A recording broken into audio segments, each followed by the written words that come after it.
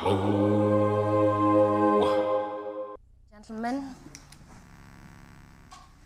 welcome to the AGRF 2021. The theme is pathways to resilient foods, to recovery and resilient food systems. This is the first day of the AGRF 2021 summit.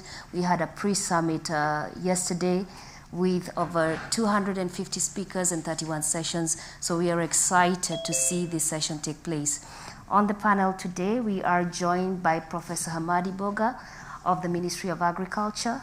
We have Dr. Fadel Ndiabe, the Vice President, Agra, Jennifer Bunn, Managing Acting Director, AGRF, and online we are joined by Professor Kevin Urama of the African Development Bank. The theme of this press briefing is framing for the AGRF 2021 summit with a focus on the African Agriculture Status Report. Welcome to the session. Online we have 22 media houses and we're expecting about 14 people in the room. Fortunately, they've gone to be tested, but we will just kick off with the people in the room. So to start us off, Jennifer, please give us a little bit of a framing to the AGRF 2021 Summit theme, the focus, and how it fits into the UN Food System Summit. Welcome. Thank you very much, Catherine. So the theme for this year is Pathways Towards Recovery and Resilient Food Systems. And we selected this topic, of course, for various reasons. At the AGRF, we've always been the platform where stakeholders from across the ecosystem gather to discuss how are we going to drive agriculture and food systems transformation. But this is a special year. It's our second year in the COVID pandemic, which really has amplified many of the challenges that we already have in our food systems, and therefore also driving us towards the urgency of finding solutions towards 2030. But this is also the year of the UN Food System Summits, where we will be discussing food systems transformation as well at the end of September. So the AGRF is well positioned to be the stepping stone and elevate the coordinated African voice in terms of priorities towards transformation, to complement this with commitments from partners across the ecosystem, being it private sector, development partners, farmer organizations, but also to discuss accountability. So with that mindset, that is how we actually got to the theme, and that is the main focus and the aim of the AGRF Summit this week. Thank you. Thank you, Jennifer. We'll move to Professor Boga. Kenya was selected as the host for this year's summit. Could you please tell us why Kenya and what we can expect from Kenya's leadership post-AGRF? Thank you very much, everyone. We are happy to host the AGRF this year, 2021, under these conditions of COVID, which is the second year running that the AGRF is being hosted under the COVID pandemic situation. We successfully hosted the AGRF in 2016, and I think out of the lessons from there, it was easy when the COVID situation complicated the arrangements. Nairobi being a hub and Kenya being a leader in the African continent around the issues that are being discussed. We happily, the Cabinet, His Excellency the President, and the Ministry of Agriculture agreed to host this AGRF this year because as a hub, Nairobi has the infrastructure to support the conference. And initially we wanted to host around 500 delegates physically, but because of the fourth wave, we adjusted that so that we are now hosting around 150 and the rest are attending virtually. We had hoped to host the heads of state, but all the heads of state now will appear virtually. We have the ecosystem to support the virtual conference, and I'm sure despite all the constraints that are brought by this pandemic, we are still able to have a honest, robust conversation about the food systems in the run-up to the UN Food System Summit. And I'm sure the resolutions that will be made here will contribute to improving our own systems, but also contribute to the debate during the forthcoming UN Food System Summit, which is a few weeks away. And Kenya will continue to lead. As you know, we have focused on 100% food nutrition security in the last 4 years.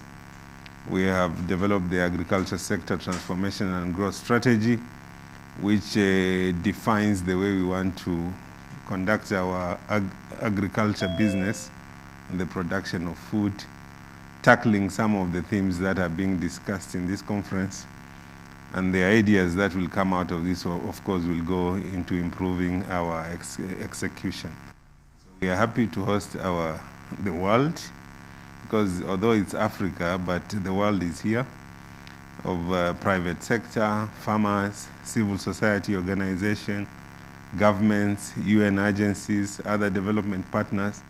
We are happy to host them, and the ideas will, of course, strengthen our own thoughts about how we continue with the food production in the country. Thank you very much. Thank you, Professor Boga. And shifting from, you've welcomed the world here, so we are shifting to the UNFSS.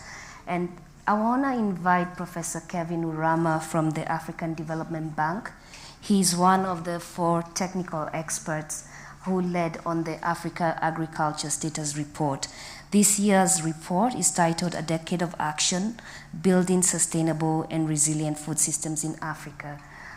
Professor Urama, please tell us about the background on the report and some of the key findings that you got in your research. Welcome. Okay, thank you very much. And so this year, you've already given us the title of the report. In terms of the background for the report, we set out to identify actionable strategies towards building sustainable and resilient agri-food systems in Africa. And as already alluded to in the beginning of the session, our intention is that we come up with practical recommendations that can also feed into Africa's common position as in the lead up to the UN Food Summit that is coming. So in terms of our approach, we took an integrated approach, a very systemic approach, realizing that food systems everywhere is very complex and multifaceted, especially in Africa. There are multiple actors, there are multiple sectors, there are multiple things, aspects that needs to be put together in a holistic way to better understand how to make it resilient going forward. At the primary level, we think primarily about the smallholder farmers who grow the crops that we eat, and also to the end of also the commercial farmers, the large businesses that are in the sector. Downstream, we also think about the food systems in terms of ranges of informal processors, agri-processors, small and large-scale farming, to big multinationals that play in the field on the continent. Now, the key findings are multiple. Chapter 1 of the report, when you do get it, summarizes the key findings, while Chapter 10 summarizes the key actionable recommendations we've made, first for African governments, and second for Pan-African organizations like AU, African Development Bank, AGRA, and the rest of them, but also the private sector and then international development partners who work with Africa. Let me just highlight 2 out of those key findings because of time. The first one is the very good news that Sub-Saharan Africa has registered the most rapid rate of agricultural production growth since the year 2000 of all regions of the world. This is a very good thing for us. Our output expanded by 4.3% compared to 2.7% in the rest of the world. And this is really something that we need to celebrate. Our governments, our stakeholders, our private sector have been doing well in that area. But this output growth has been largely driven by areal expansion, basically agricultural extensification, by growing more crops in more pieces of land. And that has sustainability and resilience implications. Over 75% of that reported growth comes from this extensification, while 25% comes from productivity growth. So the challenge for us in Africa is that over the next 10 years, we need to think about how to transition from a resource-dependent agricultural output growth to a productivity-led agricultural output growth. And the next thing comes from there, that this productivity-led agricultural output growth comes from knowledge, it comes from capacity, it comes from technologies, and the kinds of implements we use in agriculture going forward. So we need to try and marry both the agroecological principles to ensure sustainability, but also the modern green revolution technologies, input systems, fertilizer, and so on. We need to bring all those together. Africa has no time to debate which one is better. We need to feed our people. And in order to do that, we need to take care of all those aspects. So it's not an either or. We need to build locally adaptive technologies in Africa, the local knowledge, local technologies, local institutions to be able to really do agriculture in a way that will focus on productivity-led growth. And to do this, African governments have one key recommendation that we make for them, which is to increase their spending on agricultural research, development, and extension, to honor the Maputo Declaration, which they agreed to put 10% of budget to the agricultural sector. And this is the main point that the report is really coming at, so that we depend less on help from outside, but that Africa will take a lead in terms of an Africa-led agricultural productivity growth on the continent. Thank you. Thank you very much, Professor Kevin, and for your findings. Let me take it to Dr. Fadel Ndiame. Bringing this to context, what does this mean for smallholder farmers in the continent? Thank you, Kathy. I think building on what my predecessor said, I think firstly the timing of this discussion compel us really to think about action, but with a sense of urgency.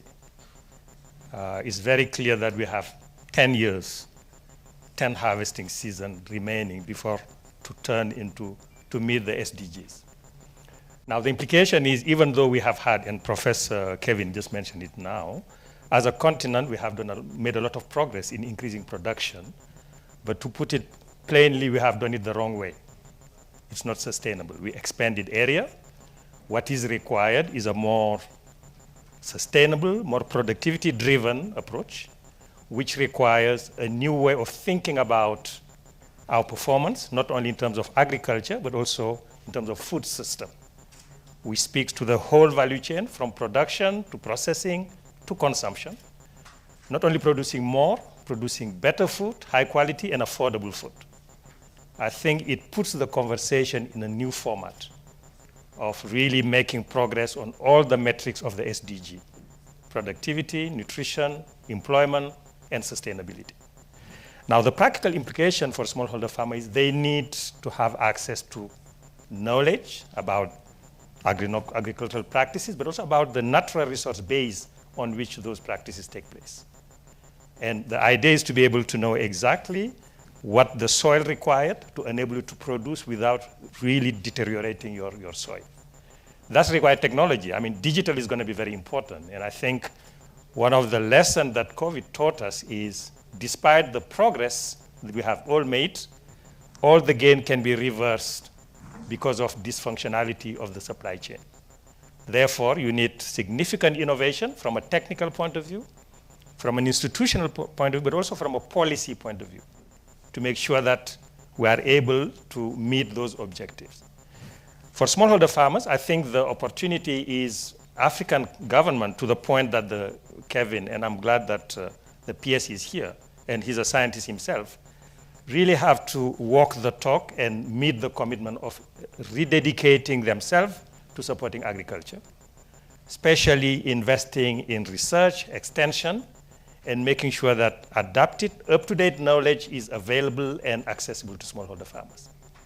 In addition, we will need significant investment in infrastructure, in irrigation, in making sure that there is a proper management of resources, in addition to strengthening the supply chain and the value chain to make sure that we have the lucrative market accessible that enable producers but also consumers to win.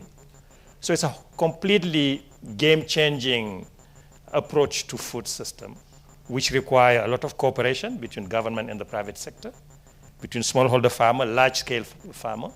This require a coalition approach, and this is why AGRF is such an important place, because this is the platform where all these partners come together to agree on the priorities, showcase what is working, but also what is not working, and make sure that we recommit ourselves to do the right thing in the next 10 years. Thank you, Dr. Fadel. Ladies and gentlemen, we've come to the end of the first session of the briefing. Would now like to invite members of the press for any questions to any of our panelists. If you'd like to speak and ask a question, please introduce yourself, direct the question to the panelist you'd like to answer. We have a mic on this side, so please walk to that mic if you have any questions. I'm also fielding for questions from the chat.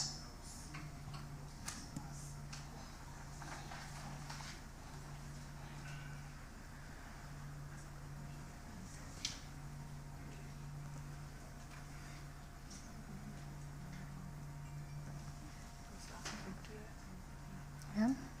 It was all very clear. It was all very clear. I mean, because we don't have external questions. Yeah. Tell us about some of the innovative approach that Kenya have taken, especially around the management of COVID-19, and how that can be leveraged in order to deal with this issue of food system. Yeah, I think around the question of COVID-19, when the issues of COVID started gathering and the lockdowns started to happen, we realized that for Kenya, the biggest problem was going to be how people will access food. So what we did, and especially the urban settlements, where majority of the low-income earners reside, doing day jobs, how they were going to access food. But also areas where there are food deficits, we were worried about that. So what we did was, of course, worked with the different organizations, including development partners, including the private sector, including farmer organizations, including our counties, to look at the availability of food across the country, how that food could be accessed, and how that food could be distributed without interference from the lockdowns. And to enable us to do this, we created a food security war room, which sort of brought everybody on the table on a weekly basis to discuss any challenges.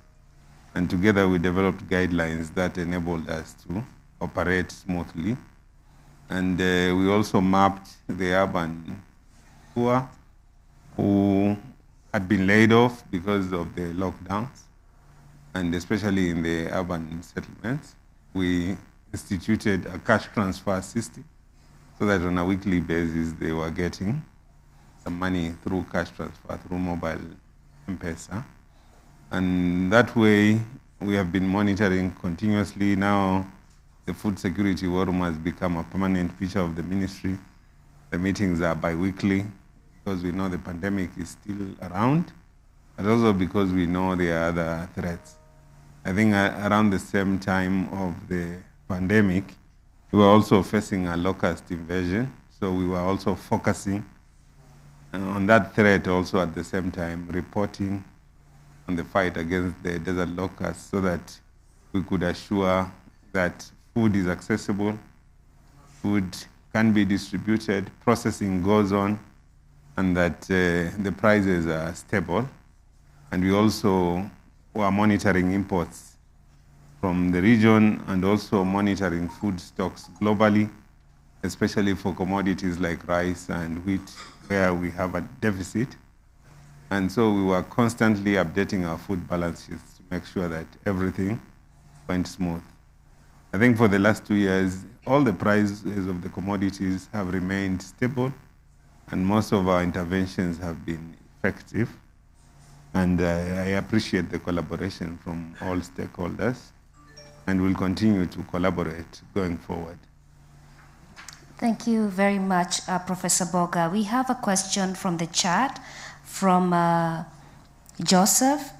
This is to you, Professor Urama. How is the shock from COVID-19? How is the shock from COVID-19 caused to our food systems in Africa going to impact the efforts to meet the SDG 0 on zero hunger? Okay, thank you. This is from Ghana. That's a very good question. As we could all see, the COVID-19 created a major shock, which in my view is also a major opportunity for us in Africa to rethink how we are doing our agriculture. Because of the lockdowns and the closure of borders and so on, the global food chain was actually disrupted. So it's not even a question of whether governments had the money to buy the food, but actually accessing it. So for me, one of the major impacts we need to harness, and it's coming at a good time for Africa because of the ACFTA as well, is that we need to actually build regional value chains. We need to start thinking of doing what Kenya just talked to us about, be able to take care of our people in emergencies, in these kinds of shocks. So that is reshaping the discussion around global food trade quite significantly. I like to always focus on the positive sides of every challenge, because COVID-19, though a major challenge, presents a huge opportunity for us to think differently. Then another one is one of the key things that the report found, which is the fact that the food chain, the food system is so interconnected. We cannot just think about investing in seed systems or in fertilizers without thinking of investing in other aspects of the food system that gives food to the table for the people that we are expecting to feed. So that holistic approach to managing the food system is a key point that came in. And it also meant that different ministries need to think together and work together so that the infrastructure is creating nerves, road networks, and so on to bring food to market and to the people that need it, and also rural electrification, basically thinking of food systems as a major shift towards inclusive and resilient development pathways. These are two key things I would like to put on the table now because of time. But if you read the report, you will see a lot more that we have come up with. Thank you, Professor Urama. For you, Dr. Fadel, how do we ensure stakeholders are more coordinated when it comes to building resilient food systems? Yeah, that's a great question. And as my colleague know, I will always say the question is more important than the answer. Actually, we don't have an alternative than come together, build a platform, cooperate in order to find a way. Just to build on what the PS just said, the way Kenya was able to successfully manage this is to be able to build a platform that brought together public, private sectors, all the stakeholders beyond the usual institutional demarcation to share data and information. And that was the starting point now to start planning action and make targeted intervention that is required, because one size doesn't fit all. And I think that's also what Professor Kevin is referring to. The crisis actually compels us to think differently about the nature of the system. It's a systemic phenomenon, which means we need to understand how the different parts interact. And from that understanding, we can now promote a new type of activity, which is basically built on cooperation. And finally, I want to highlight that the AGRF, from that point of view, is an amazing platform, because you already have issue-based coalition, people coalescing around youth issue, sustainability, nutrition, financing. And this is the understanding that you will need to 1 + 1 is more than 2, it's 10, because we are cooperating. So that's I think is even more important in order to address the issue of COVID, issue of resilience and sustainability. Thank you, and thank you for bringing up the coalition within the AGRF, because the next question is for you, Jennifer. Why food systems this year? Why is it so important? And what can we expect to see? Why is food systems so important? I would like to actually make the same statement that Fadel made, that asking the question is almost answering it.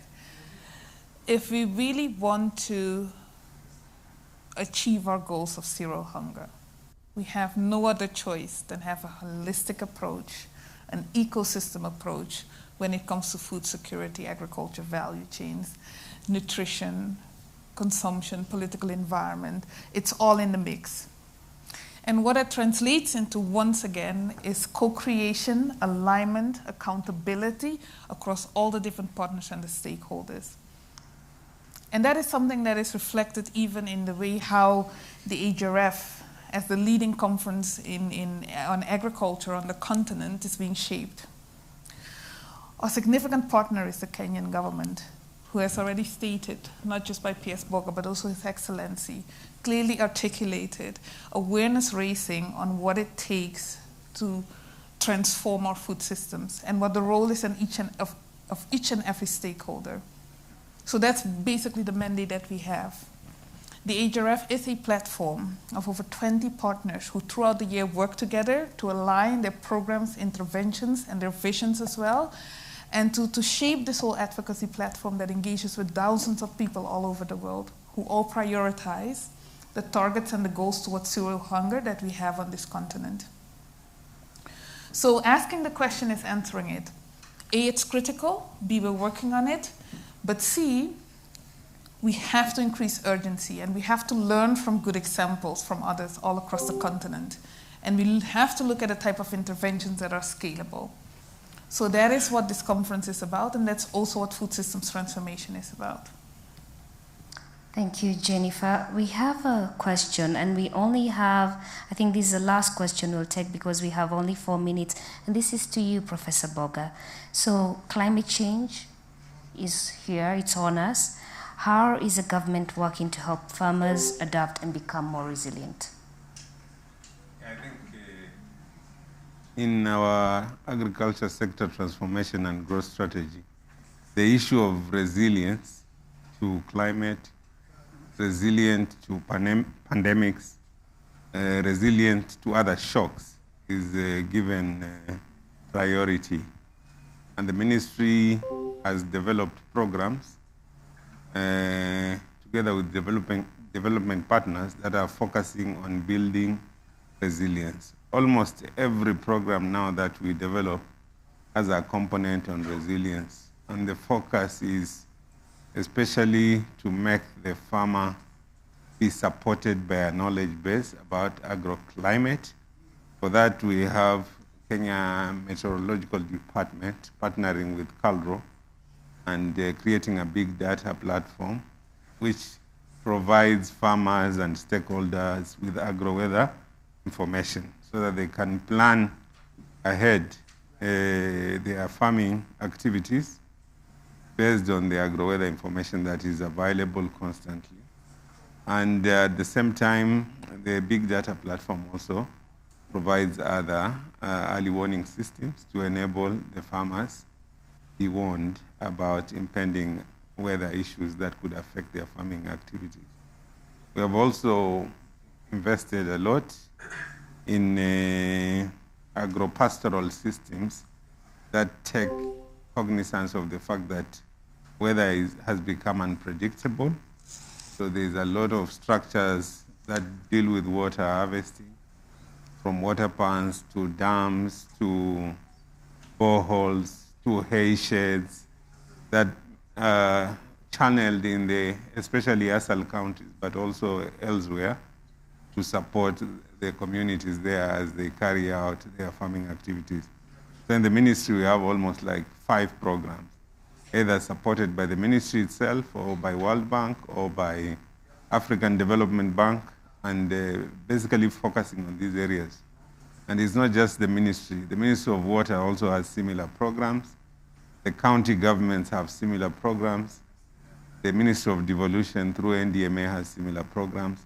And recently we have decided to map all these interventions and juxtapose so that we see how they overlap and how they overlay, so that we can see whether we are covering the whole country, and especially the most vulnerable areas. But I think the biggest solution for this, for our farmers and for the actors, is to strengthen the knowledge base. And through that, we are working with the research organizations, especially the CG centers and CALRO and our universities, around solutions that are technology-based, but also knowledge-based, so that we can equip our farmers and the communities with the information they need to adapt to climate change. So it's the whole focus. I don't think going into the future we'll be able to do any agriculture without factoring in the issue of how we cope with the changes in the climate. Thank you very much, Professor Boga. Last question to you, Dr. Fadel from DEVEX. I have a question for you. The Alliance for Food Sovereignty for Food has called on donors to defund agri and industrial agriculture, as they say it's ineffective and does not support smallholder farmers. What are your thoughts? Thank you, Kathy. And firstly, to acknowledge, again, all questions are important and legitimate. And I think behind that question, we can understand the concern for... AGRI. Okay, we understand the concern for forms of agriculture that don't respect nature, that are overly dependent on external input, and that don't respect local knowledge. Now, what I am happy to say is this is not what AGRA does. AGRA's work is based on, it's smallholder driven, science-based, partnership-driven, African-led. And the starting point is the smallholder farmers. We start with their own practice and their need. And as Prof. Boga just mentioned, working with the national research system and the extension system, they are provided with place-specific knowledge and information for them to make their decision. So I think we are at the stage where it's so important to use all the tools at our disposal. I think we understand the political and ideological dimension of that discussion. I think, especially in the context of a food system summit, where we know that when you produce, we have to have the environment and sustainability at heart. But I think in the case we are talking about, we need to increase productivities by combining crop-based genetic gains that came from research. Some of the varieties that our farmers are using date more than 40 years in a context where the climate is changing. So I think it will not be right to deny African smallholder farmers the opportunity to access on science-based, evidence-based option to improve their livelihood. But we need to do it being mindful of the environment. This is where Professor Boga mentioned knowledge. Mm-hmm. Ultimately, agriculture is an art of locality. It's solving concrete problem in concrete locality. And at the basis of that is supporting farmers, institution, government, and private sector to make the right decision. So this is what I can say. I think we welcome all the discussion, but I think we should be driven by science, evidence, and not spend too much time on ideological either or, because the reality is much more complex. We need to combine all the options, but do it with the end in mind.